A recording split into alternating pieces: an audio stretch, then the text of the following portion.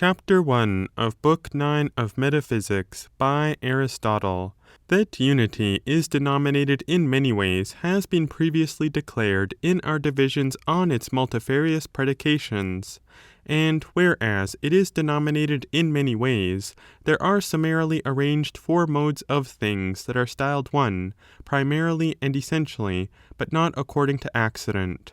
For both that which is continuous, either simply considered, or especially what is so by nature at least, and not by contact, or by a bond of connection, such is one thing, and that in a more eminent degree is one thing, and prior to these, of which the motion is more indivisible, and simple rather. Moreover, is unity a thing of this sort, and in a more eminent degree is that which is a whole one thing, and that which possesses a certain form and species. But particularly we look for unity if a thing of this sort subsists by the constitution of nature, and not by violent or abnormal means. In like manner as whatever things are joined together by glue, or by a nail, or by a chain, are one thing, but contains in itself the cause of its own continuity.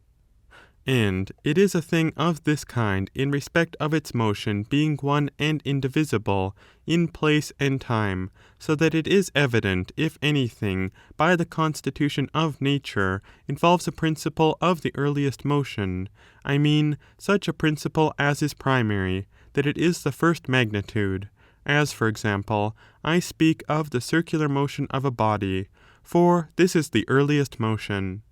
Therefore, in this way are some things one, either as what is continuous or entire.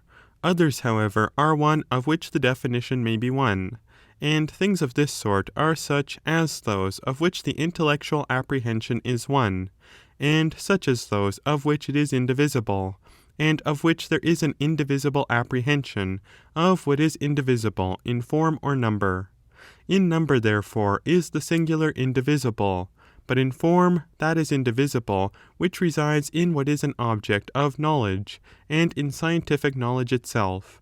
Wherefore, that would be one thing primarily, which is the cause of the subsistence of unity in substances. Therefore, no doubt, is unity denominated in such many ways, as both that which is continuous by the constitution of nature, and is an entirety, and a singular, and that which is universal. Now, all these are one in respect of the indivisibility of the motion of some of them, but of the intellectual perception or the definition of others. It is requisite, however, to understand that we should not assume that the same assertions should be made alike in the inquiries, both as to what sort of things are styled one, and what is the nature of the existence of unity, and what is the definition of it. For unity is predicated in thus many ways, and each of those things will be one in which any one of these modes will be inherent. The being or existence of unity, however, sometimes will be in accordance with one of these, and sometimes with another, which also is nearer to the name. But those are one in regard of capacity. Just as also, if it may be expedient to discuss the subject relating to element and cause, it would be necessary, in the treatment of these matters, both to frame distinctions and to assign the definition of the name. For fire, in one sense, is an element, and perhaps also with the infinite in itself this is the case, or it is something else of the sort, and in another sense it is not so. For the essence of element is not the same thing with the essence of fire and of element, but so far forth as fire is a certain thing and a certain nature, so far is it an element. But the name signifies that this particular quality is an accident in this, because there is something subsisting from this, as from a thing that is primarily inherent. So also is it in the case of cause and unity, and all things of this sort. Wherefore also the essence or existence of one consists in being indivisible, namely, in being this certain particular thing, and incapable of a separate subsistence, either in place or form, or in the faculty of thought, or in that which is entire, and has been made the subject of definition. But especially doth the nature or essence of unity consist in being the first measure of every genus, and the principal portions of quantity. For from this quarter likewise hath it proceeded to other things. For measure is that whereby quantity is known, but quantity, so far forth as it is quantity, is known either by unity or by number. For every number is known by unity. Wherefore every quantity, so far forth as it is quantity, is discoverable by unity, and that by which as primary it is known, this itself is one. Wherefore unity is a first principle of number, so far forth as it is number, and hence also in the case of other things that is denominated a measure whereby as primary each thing is known, and the measure of everything is one in length, in breadth, in depth, in gravity, in velocity. For gravity and velocity are what is common in the case of contraries. For in a twofold sense may each of them be taken, as, for instance, gravity is both that which involves any momentum whatsoever, and that which possesses a superabundance of momentum, and velocity is both that which involves any motion whatever, and an excess of motion. For likewise is there a certain velocity even of that which is slow, and there is a certain gravity of that which is rather light. Now a measure and first principle in all of these is a sort of unity, and a thing that is indivisible, since, to give an instance, in lines also they employ that which measures a foot as a thing that is indivisible. For everywhere, or in every instance, do investigators search for measure as a certain unity, and as a thing that is indivisible, and this constitutes what is simple, either in the quality or in the quantity. Wheresoever indeed, therefore, there does not appear to be anything subtracted or added, this is the most accurate measure. Wherefore the measure of number is the most precise of all measures. For the monad they have posited as in every way indivisible, but in the case of other things they imitate a measure of this sort. For from a stadium and a talent, and that which is invariably greater, would anything that has been both added and taken away rather escape our notice, than from that which is less. Wherefore that from which, considered as primary, a thing does not admit of subsisting according to sense, this all men constitute as a measure both of things moist and dry, and of gravity and magnitude. And they imagine that they then know the quantity of a thing when they happen to know it by means of this measure. And therefore also motion do they measure by a simple motion, and one which is the most rapid, for this involves the very smallest possible duration. Wherefore, in astronomy, a unity of this kind is a first principle and a measure, for their hypothesis is that the motion of the heavens is equable, and that it is of the utmost velocity, and in accordance with this, astronomers adjust the other motions. And in music, diesis is adopted as a measure because it constitutes the least perceptible sound, and in the case of vocal sounds it is an element of speech that is such. And all these things in this way are a certain one, not in such a manner as that the one is a thing common to them, but in such a way as has been declared. A measure is not, however, invariably one in number, but sometimes more than one, as for instance 2 dieses, such as are not understood according to hearing, but are contained in the definitions. And the vocal sounds by which we measure are more numerous, and the diameter of the square, likewise, is measured by 2 things, and this is the case with the side, and with all magnitudes. Thus, therefore, is unity a measure of all things, because we thereby know those things of which substance consists, by making a division of it, either according to quantity or according to form. And on this account is unity indivisible, because the original of everything is that which is indivisible. But each thing is not indivisible in the same manner as a foot and the monad, but the latter is indivisible in every respect, and the former has a tendency towards things that are indivisible according to sense, as just now has been remarked, for perhaps everything continuous is divisible. The measure, however, is always a thing of a kindred nature, for of magnitudes is magnitude the measure, and in regard of an individual thing, length is a measure of length, breadth of breadth, of vocal sounds, voice is a measure, weight a measure of weight, a monad of monads. For in this way must we receive this assertion, but not to the effect that number is a measure of numbers, although this ought to be the case if measure, in like manner, in this case is to be kindred with what is measured.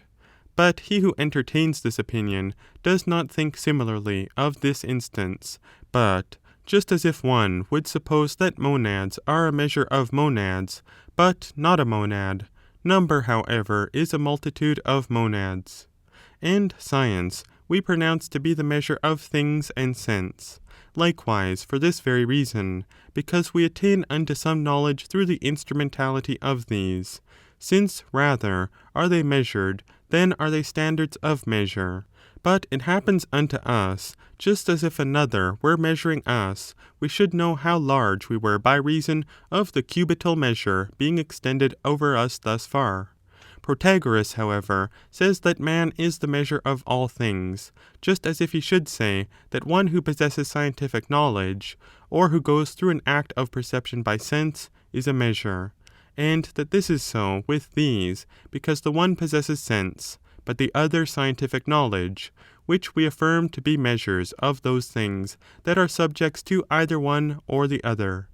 Doubtless, such persons in their assertion of nothing that is extraordinary appear to say something pertinent to the matter in hand. That therefore, indeed, the being or essence of unity subsists in an eminent degree, according to the name which they determine upon as a certain measure, and the most important measure, of quantity, and in the next place of quality, this is evident. Now, a measure of this sort will be of one kind, if it may be indivisible as far as regards quantity, but of another, if it be so as regards quality. Wherefore, unity is indivisible, either simply or so far forth as it is unity. Chapter 2. But, as regards substance and nature, we must institute an inquiry how they are disposed in like manner, as in the doubts mooted in the earlier portions of this work we have taken a review of what unity is, and how one ought to take up his opinions respecting the same, whether as though this unity were to be considered as a certain substance, as both the Pythagoreans affirm in the first instance, and Plato subsequently, or rather whether some nature is subjected to it, and in what manner this ought to be more intelligibly discoursed of, and whether, rather, is it the case that we should look at unity from the point of view that some of the natural philosophers do. For of those a certain one says that unity is harmony, but another air, and a third the infinite. Now, if it is not possible for any of the universals to be substance, as has been declared in our disquisitions concerning substance, and in those concerning entity, nor that this very thing be substance, so as to be endued with the capacity of subsisting as a certain one thing separate from plurality, for a thing of this kind is what is common, but alone may be ranked as a category, it is evident, if the foregoing be true, that neither is unity itself a substance, for entity and unity in an eminent degree above other things are predicated universally of all things. Wherefore, neither are genera certain natures and substances capable of a separable subsistence from other things, nor does unity admit of being a genus on account of the same causes through which neither does unity or substance admit of being a genus. And further, in like manner, it is expedient that the case stand in regard of all things. Now, unity and entity are predicated in an equal number of ways. Wherefore, since in quantities there is a certain unity and a certain nature, and since, in like manner, both of these reside in quantities, it is plain that likewise, in general, we must investigate what unity is, as well as what entity is also, as if it were not sufficient to determine that this very thing is the nature of it. But unquestionably, in colours at least, there is the one colour, for example, white. Afterwards, the rest appear to be produced from this and black. But black is a privation of white, as darkness also is of light. But this is a privation of light. Wherefore, if entities were colours, entities would constitute a certain number. But of what, let me ask? Without doubt, manifestly of colours. And unity would be a certain one thing, as for example, white.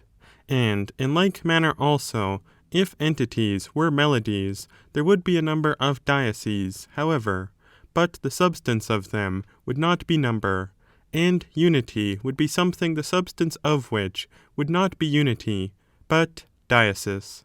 In like manner also, in the case of the elements of sounds, if all entities were sounds, they would constitute the number of the elements, and unity would be a vocal element. And if entities were right-lined figures, they would constitute the number of figures, and unity would be a triangle. And the same reasoning stands good likewise in the case of the other genera of things.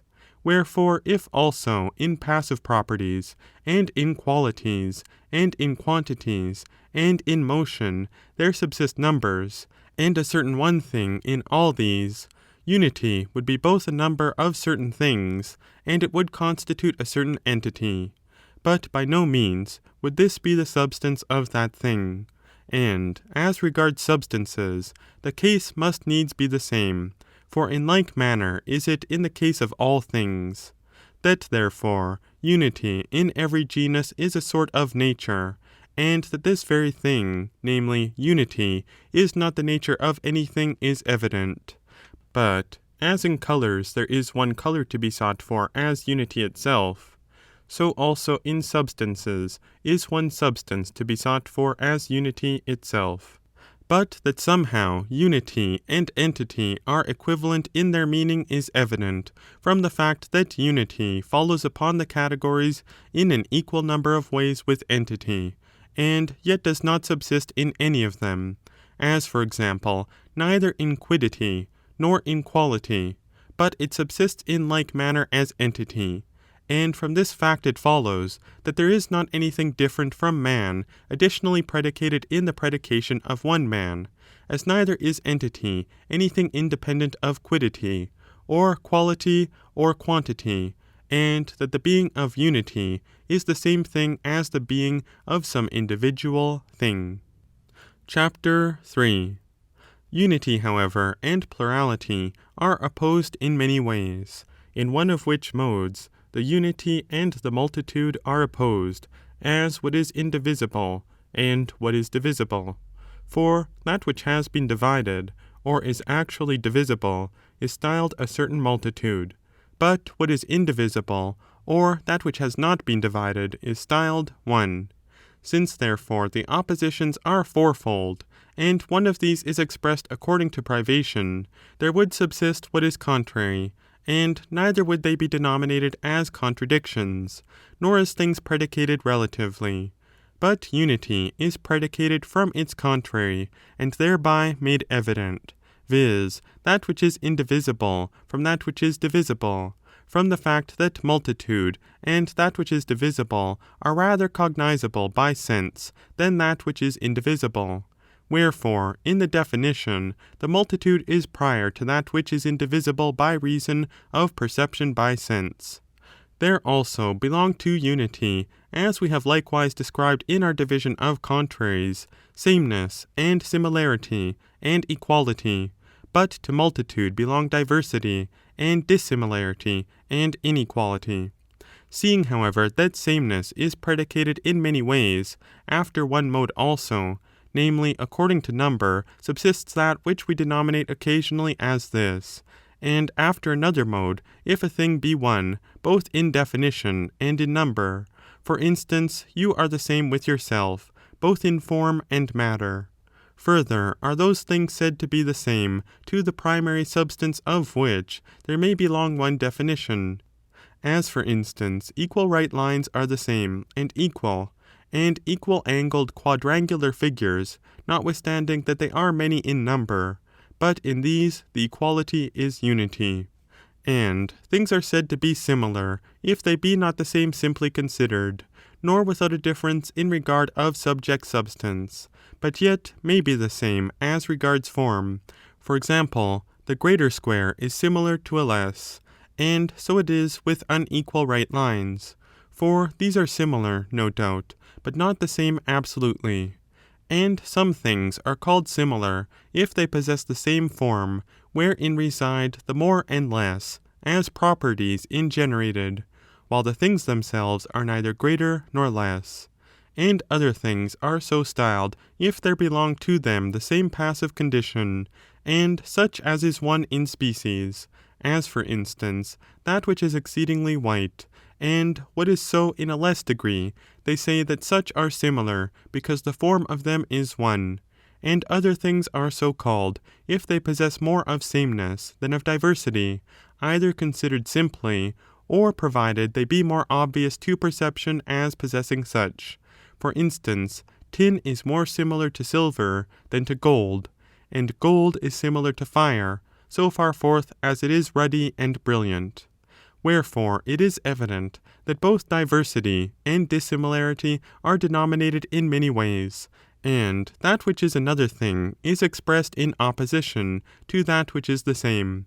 Wherefore everything in relation to everything is either the same or different, but that is said to take place if the matter and the definition be not one. Wherefore you and your neighbour are different. But a third signification of the foregoing is when things subsist as in mathematical entities. Therefore, indeed, on this account, everything of those, as many as are denominated unity and entity, are so denominated in reference to everything as different or the same. For neither is there any contradiction of sameness. Wherefore, the assertion is not made in the case of non-entities, but of all entities. The not same, however, is predicated of entities. For sameness and diversity being constituted by nature an entity, and one thing, are either one or not one. That, then, which is diversity, and that which is sameness, are in this way opposed. Difference, however, and diversity are something else, for it is not requisite that a thing which is diverse, and that in reference to, or because of which a thing is diverse, should be a diverse thing by reason of something common. For everything whatsoever, in regard of its being an entity, is either diverse or the same. That, however, which is different from something is different by something, or in some respect, so that it is necessary that something wherein they differ should be the same, and this something which is thus the same is either genus or species. For everything that is different differs either in genus or in species. Those things differ in genus, of which neither the matter is common, nor their generation into one another. For instance, take the case of those things of as many as there is another figure of predication. But things are different in species, of which the genus may be the same, and that is called a genus, in respect of which both of the things that are different are styled the same according to substance. But contraries are things different, and contrariety is a certain difference.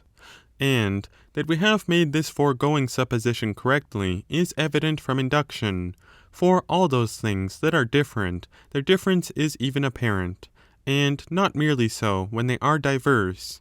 But some things are diverse in genus, but others are diverse which belong to the same coordination of predication.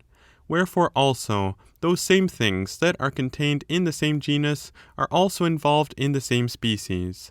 Now it has been determined in the case of other things what sort of entities are the same or different in the genus. Chapter 4.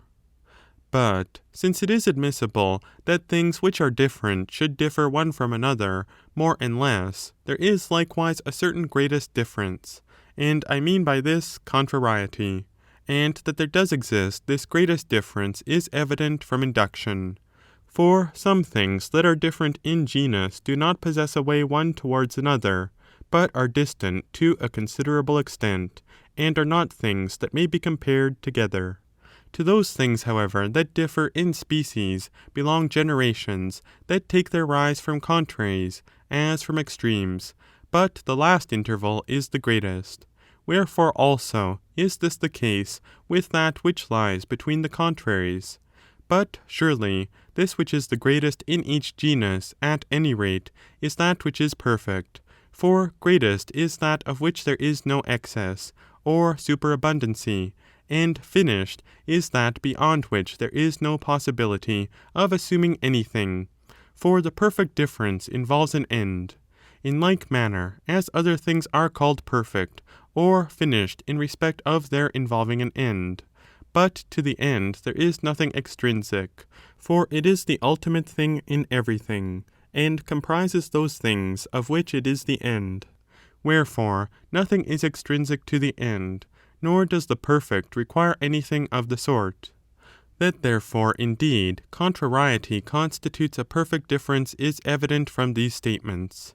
And whereas contraries are denominated in many ways, subsistence in a perfect manner will follow in such a way as that the subsistence also of contraries would be inherent in them. Now, seeing that these things are so, it is plain that there is no possibility of one thing involving many contraries, for neither could there be anything more ultimate or final than the extreme, nor of one interval would there be more than two extremes. And in general, if contrariety be a difference, yet difference is the difference between two things, wherefore also this will be the case with the perfect difference. It is necessary, however, that the rest of the definitions also of the contraries be correct. For, likewise, doth the perfect difference evince the greatest amount of difference. For of things that differ in genus and in species, there is no possibility of assuming anything that is more external, for it has been demonstrated that respecting things extrinsic to the genus, there subsists not a difference, and of these this is the greatest difference. And those things that belong to the same genus and involve the greatest difference are contraries, for the greatest difference of these is the perfect difference. And those things that involve the greatest amount of difference in the same recipient are contraries, for there is the same matter for the contraries. And things that rank under the same potentiality and involve the greatest difference are also contraries. For also the science is one concerning one genus of those things in which the perfect difference is the greatest. The first or chief contrariety, however, consists in habit and privation, yet not every privation, for privation is predicated in many ways, but whatsoever such as may be perfect. And the other contraries will be denominated according to these, some on the one hand in respect of possession, and others from action, or from being fit subjects for action, and on the other hand some in respect of their being recipients, and rejections of these, or of other contraries. Now, if they are opposed, I mean contradiction and privation, and contrariety and relations, and if of these contradiction is the first, and of contradiction there is nothing intermediate, but if of contraries this is admissible, it is evident that contradiction is not the same thing with contrariety, and that privation constitutes a certain contradiction. For privation belongs either to what is entirely devoid of a capacity of possessing, or to that which, even though adapted by nature for possession, may yet not actually possess either entirely or in a certain definite manner. For we now express this in many ways, just as the distinctions have been drawn by us elsewhere. Wherefore, privation is a certain contradiction, or a defined impotentiality, or one which is conjoined along with what is receptive. Wherefore, of contradiction there is not anything that is intermediate, but of a certain privation there is, for everything is either equal or not equal, But not everything is equal or unequal, but only if it be contained in that which is receptive of equality. If now there are generations in matter from contraries, and these are produced either from form and the habit of the species, or from a certain privation of the species and of the form, it is evident that every contrariety would constitute a certain privation, but not every privation, perhaps, would constitute contrariety. And a cause of this is the following, that whatever is a subject of the privation admits of being a subject of privation in many ways, for those things from the extremities of which changes are generated, these are contraries. And this is evident likewise from induction, for every contrariety involves a privation of either of the contraries. Not similarly, however, is it the case with all things. For inequality is a privation of equality, but dissimilarity of similarity, and vice of virtue.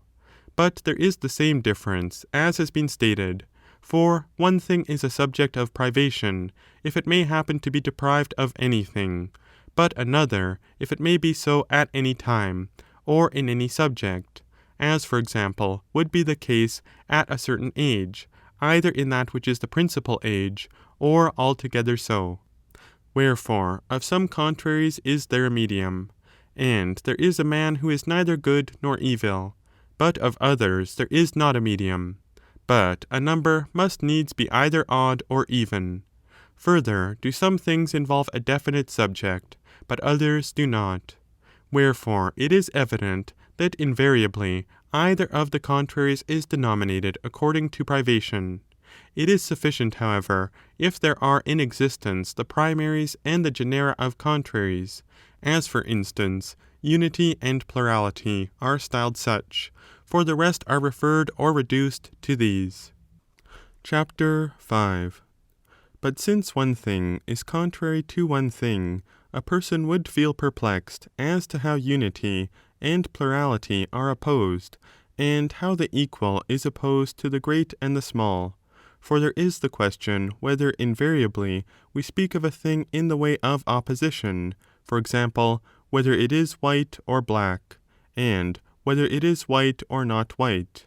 But we do not say whether such is a man or a thing that is white, unless hypothetically, and in such an inquiry, as for instance, whether Cleon came or Socrates.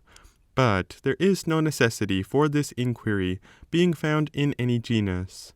But this, likewise, has proceeded from thence. For things in opposition do not admit of subsisting alone at the same time, which aforesaid mode of speaking of a thing one employs in the present instance, I mean, in the inquiry which of the two came first. For if both could do so at the same time, the question would be ridiculous. And if this were possible in this way also, in like manner would the person who makes the inquiry fall into opposition, viz. Into unity, or plurality, as, for example, whether both came or either of the two. If, therefore, in things that are opposed, the question whether a thing, quote, is so-and-so, is to be found invariably, now we speak of a thing as to whether it is greater, or less, or equal, what opposition is there of equality in respect of these? For neither is it contrary to either only, nor to both. For why should it be contrary to the greater more than to the less? Further, is the equal contrary to that which is unequal? Wherefore, it will be contrary to more than one. If, however, inequality signifies the same thing with both of these at the same time, it would be in opposition to both. And the doubt renders assistance to those who say that inequality constitutes the duad. It happens, however, that one is contrary to two, which is impossible. Moreover, equality seems to be a medium between the great and the small, but no contrariety seems to be either of the nature of a medium, nor from the definition is it a thing possible that it should, for it would not be perfect if it were a mean between anything, yet it rather invariably involves something that is a medium with respect to itself. It therefore remains that equality be opposed either as negation or as privation. Now, certainly, it is not possible that it should be in opposition to either, for why should it be opposed to the large more than to the small? In such, then, there would subsist a privative negation of both. Wherefore also the question whether is predicated in respect of both, but not in respect of either, as we do not say whether a thing is greater or equal, or whether it is equal or less, but the question of whether invariably subsists in reference to three things. It does not, however, constitute privation from necessity, for it does not follow that everything is equal which is not greater or less, but that takes place in the case of the things in which those, I mean, the greater or less, are naturally inherent. Now equality is that which is neither great nor small, but that which by nature is adapted for becoming great or little, and as privative negation is it opposed to both.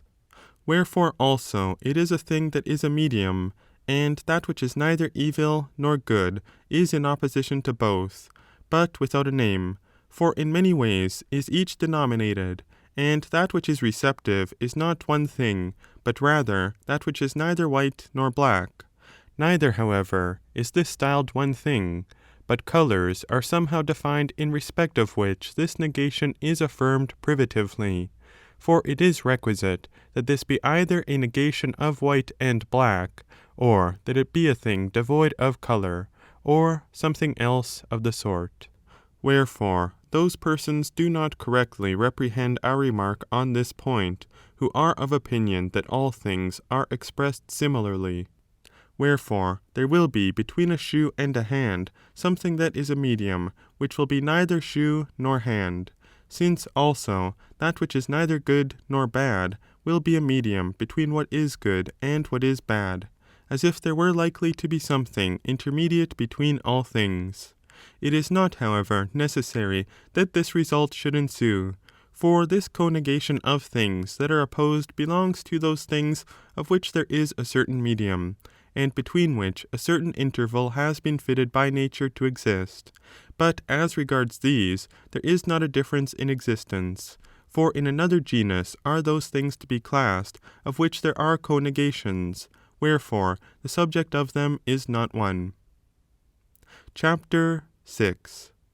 And in like manner also, concerning unity and plurality, a person might express the following doubt.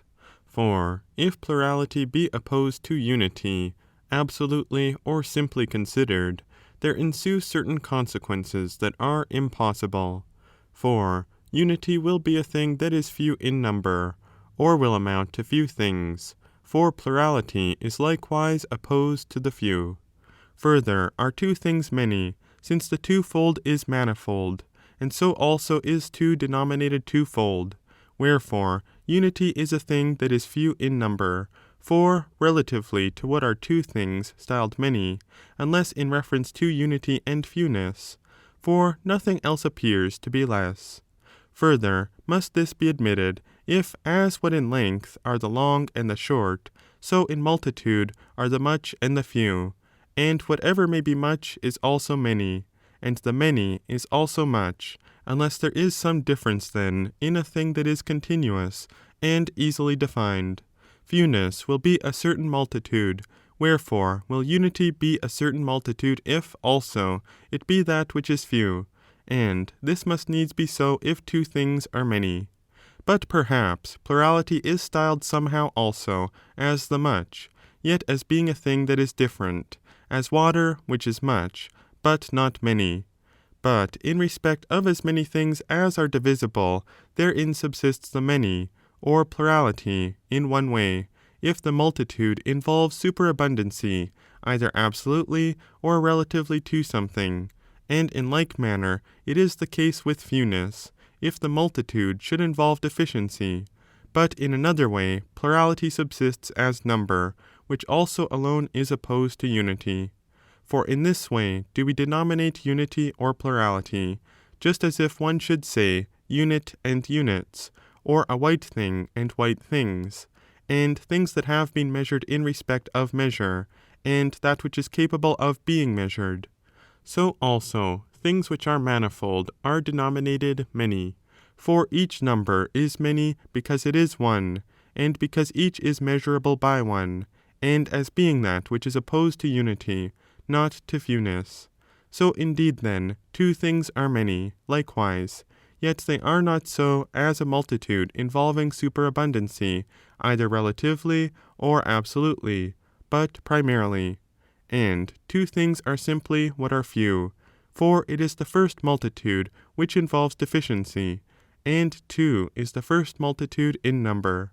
Wherefore Anaxagoras did not correctly withdraw his assent from the current opinion when he laid down that all things had a subsistence at the same time, and were infinite both in multitude and smallness.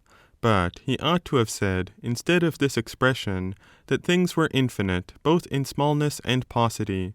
For paucity or fewness does not constitute infinity, since fewness does not subsist on account of unity, as some philosophers would make out, but through duality.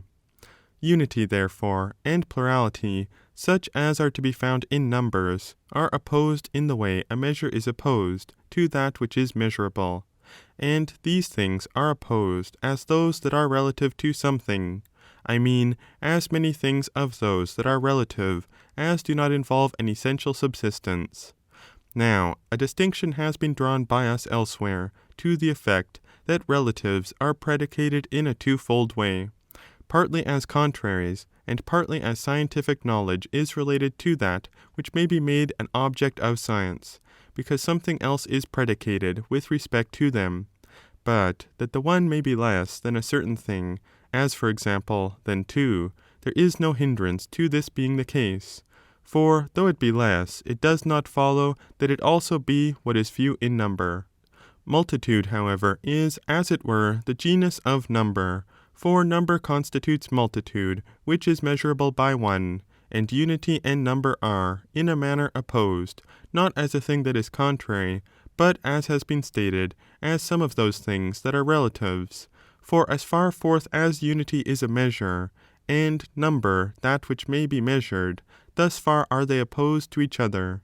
Wherefore, not everything that may be one constitutes number, as, for example, on the supposition that there is anything that is indivisible.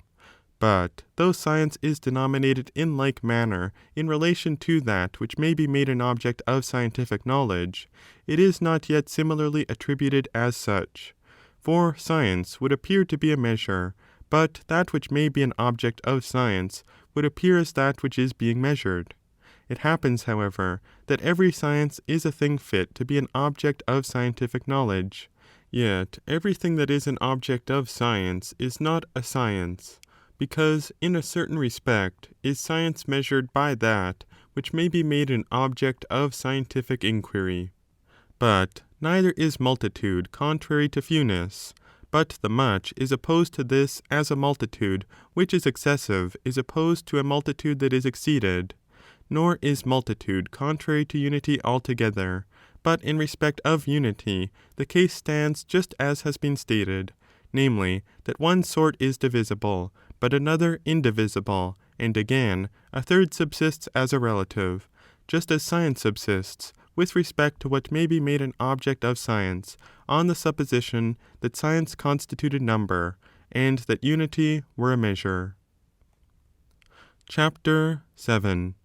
And since between contraries there is a possibility of there being something that is a medium, and of some there is a medium, it is necessary that media should derive their being from contraries. For all media and the things of which they are media are contained in the same genus.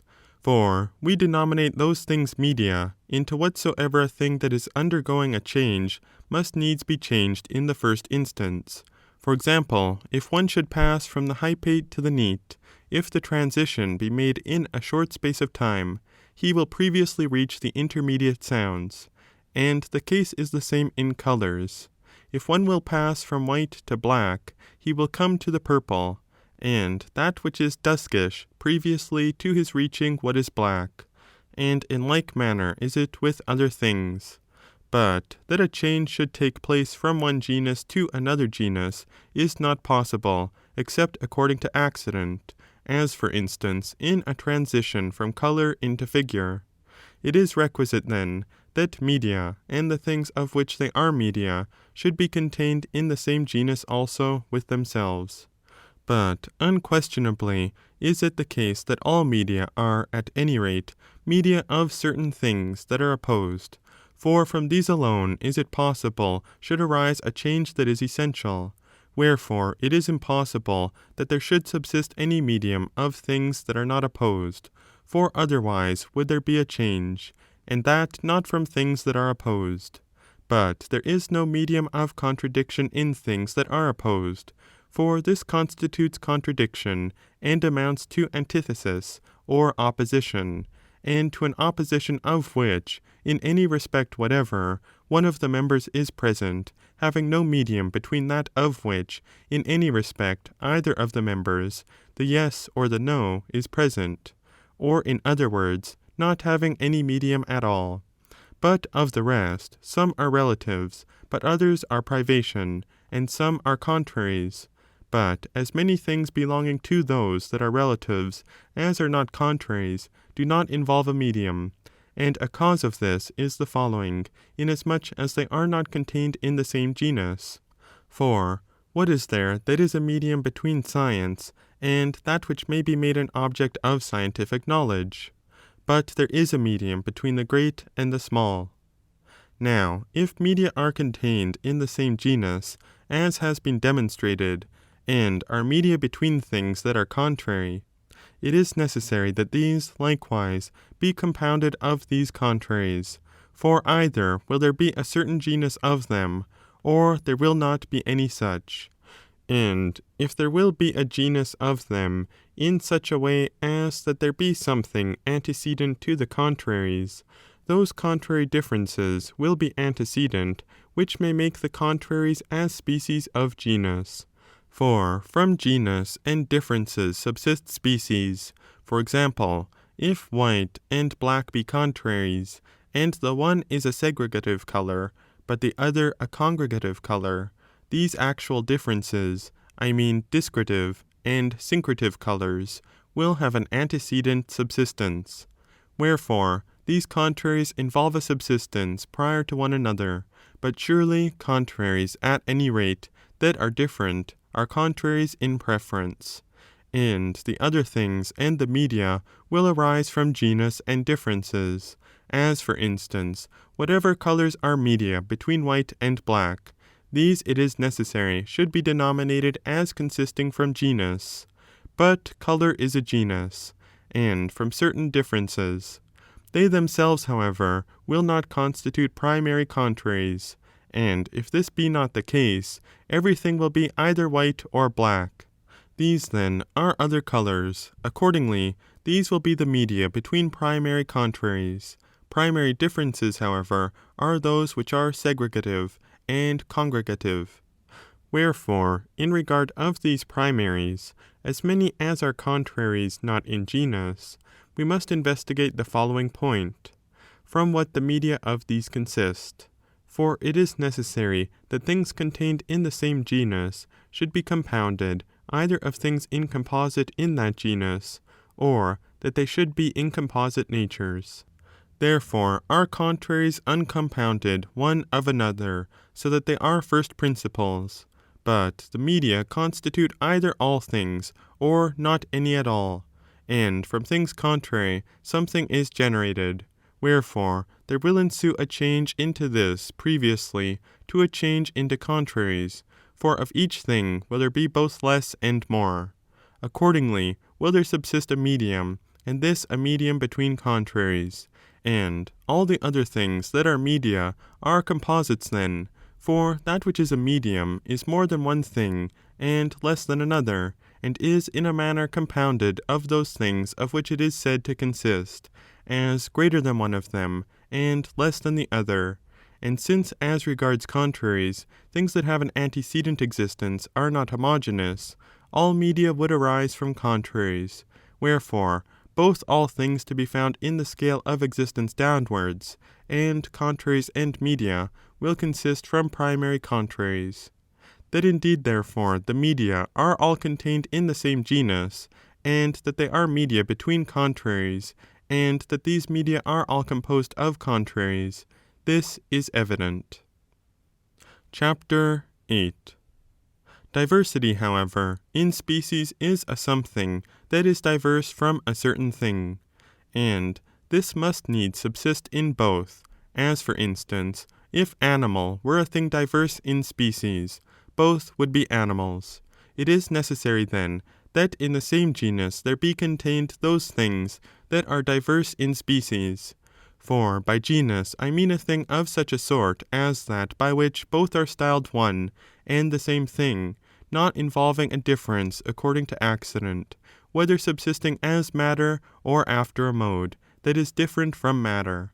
For not only is it necessary that a certain thing that is common be inherent in them, for instance, that both should be animals, but also that this very thing, namely animal, should be diverse from both.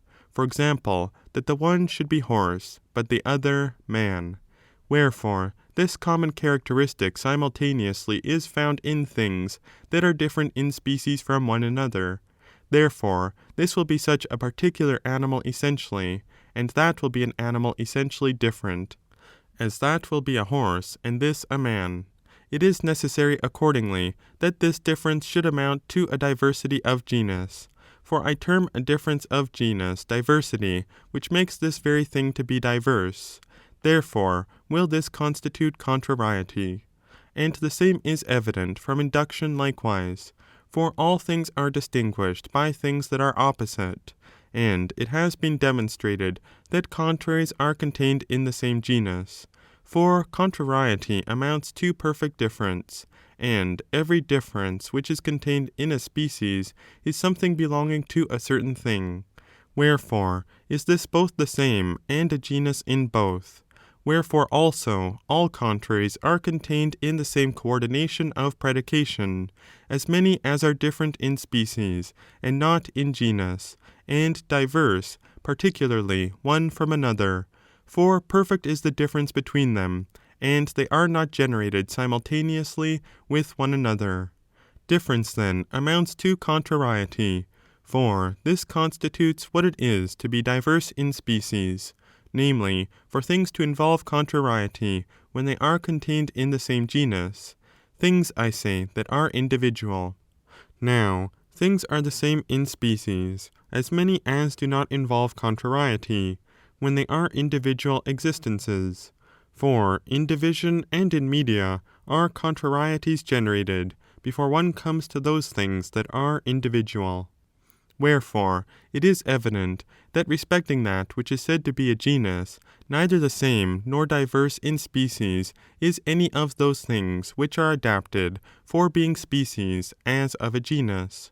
For matter is made manifest by negation, and genus is the matter of that of which it is termed a genus, not as the genus of the Heraclides, but as that which subsists in nature. Nor is genus denominated in relation to those that are not contained in the same genus, but in relation to those of which there will be a difference from them in genus. And things differing in species differ from those that are in the same genus.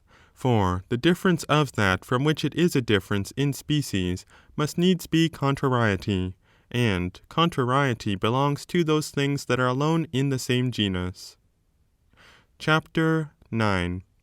But perhaps one would raise the question why woman does not differ from man in species, when the female and male are contraries, and when contrariety amounts to difference.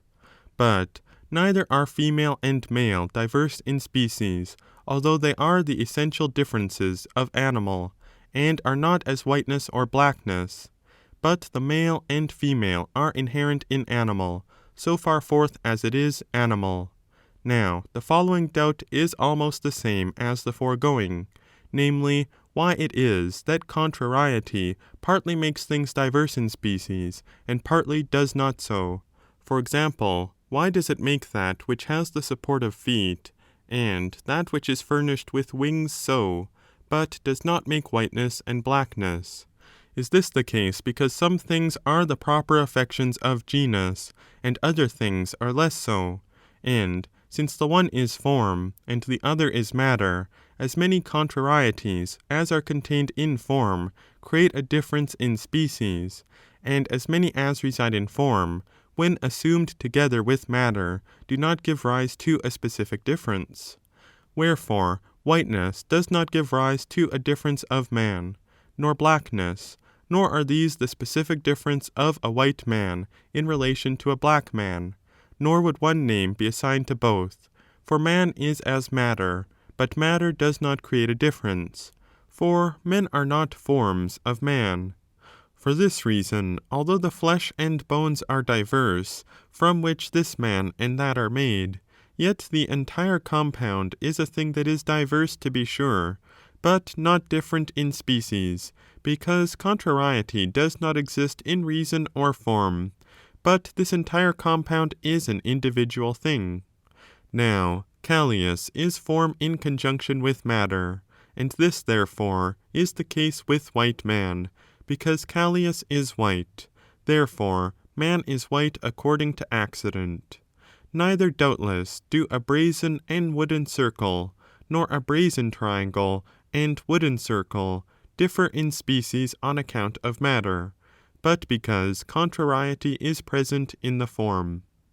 But whether shall we say that matter does not render things diverse in species, though being somehow diverse itself, or is it the case that it makes them so partly? For why is this horse diverse from this man in species, and yet the forms of these subsist along with matter? Is it because contrariety is inherent in the form? For there is obviously a contrariety subsisting between a white man and a black horse, and this, at any rate, is a specific difference, but not so far forth as the one is white and the other black, since even if both were white, nevertheless in species they would be diverse. But the male and female are appropriate affections of animal, but not according to substance, but in matter and body. Wherefore the same seed, in consequence of undergoing the same passive condition, is generated either as female or male.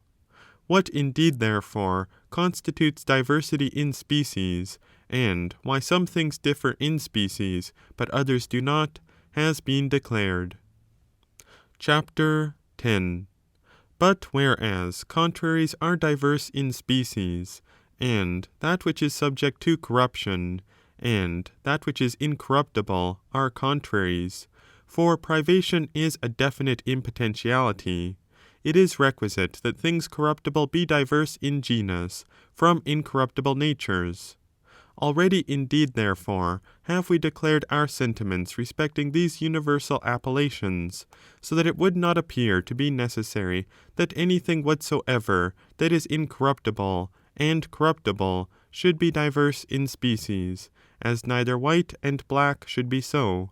For it is admissible that the same thing at the same time should be both corruptible and incorruptible, if there may be in subsistence aught of things that are universal, as man would be both white and black, and the case is similar with the mode of the subsistence of singulars, for the same man would not be white and black at the same time, although what is white is contrary to what is black. Of contraries, however, some according to accident are inherent in certain things, for instance, those that have been just now mentioned, and many others, but in the case of others this is impossible, I mean, those to which both that which is corruptible and that which is incorruptible belong. For nothing is corruptible according to accident, for that which is accidental admits of not being, but that which is corruptible belongs to those things which subsist of necessity in those things in which it is inherent, or that which is corruptible will be one and the same thing with that which is incorruptible, if what is corruptible admits of not being inherent therein. Either then substantially, or as inherent in substance, must that which is corruptible subsist in each of the things that are corruptible. But there is the same reasoning, likewise, applicable to the case of that which is incorruptible, for both belong to things that possess a necessary existence.